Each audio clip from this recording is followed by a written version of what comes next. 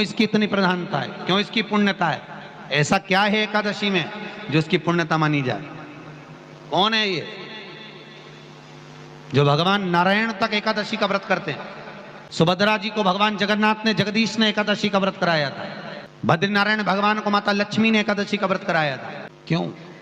चंद्रायण में एकादशी व्रत की माता। एकादशी है कौन? तो कहा जिसको व्रत करने पर भगवान नारायण भी जिसका व्रत करते हो, भगवान माता लक्ष्मी जिसका व्रत करती हो, वो एकादशी है कौन? तो शास्त्र वर्णन करता है महाराज, स्कंद पुराण का सुंदर चातुर्मास्य खंड के अंतर्गत वर्णन आया है महाराज। एक बार भगवान विष्णु आनंद में विराजमान थे, पद्मावती और माता लक्ष्मी दोनों उनके पास में विराजी हुई थी।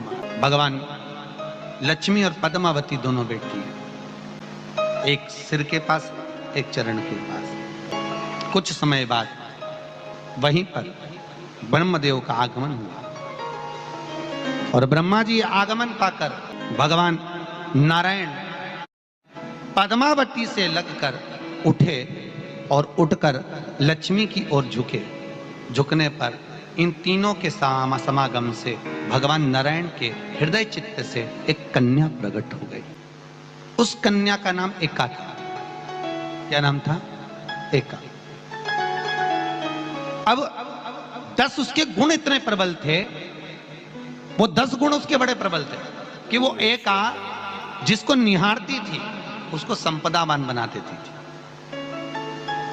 जिसको देख लेती थी उसके जीवन में वो आनंद की अनुभूतियां करा देती थी। एका जिस मार्ग से जाती थी उस मार्ग के द्वार खोल देती थी। एका का पुण्य इतना पुण्य प्रखर। पद्मावती और लक्ष्मी ने कहा महाराज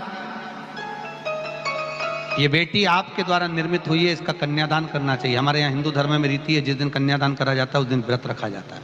अब आजकल रखते कि नहीं रखते मालूम नहीं, और कन्यादान करते समय व्रत रखा जाता है। व्रत रखना, एका का कन्यादान करना है। भगवान बोले कन्यादान करें, किसको दें? एका किसको दी जाए? एका प्रदान किसको करी जाए? पुण्यता किसको दी जाए?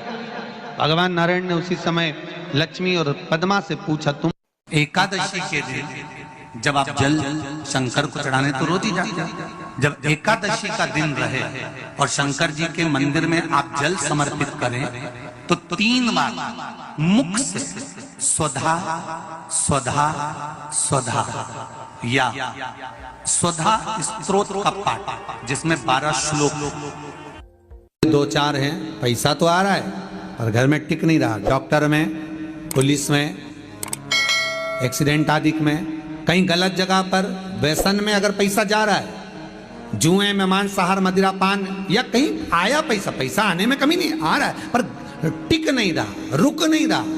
कोई मांगने आ गया, दे दिया, फिर वहां से अपने पास नहीं आ रहा, अपन कह रहे हैं भैया हमारा पैसा लौटा दो, नहीं आ रहा। तो महाराज शिव महापुराण की कथा कहती है एकादशी के दिन गंगा के जल में मात्र 7 बेलपत्री डालकर जो नंदीश्वर भगवान अर्थात जो शंकर जी के शिवलिंग के सामने नंदी होता है, उस नंदी के चरण पर गंगा का जल चढ़ाकर बेलपत्री शिव पर समर्पित कर देता है, उसके घर में रुपया रुकना चालू हो जाता है। फिर वो गलत जगह पर नहीं जाता, गलत स्थान पर वो धन जाएगा ही नहीं। तूने समझा, मांग तुझे क्या चाहिए।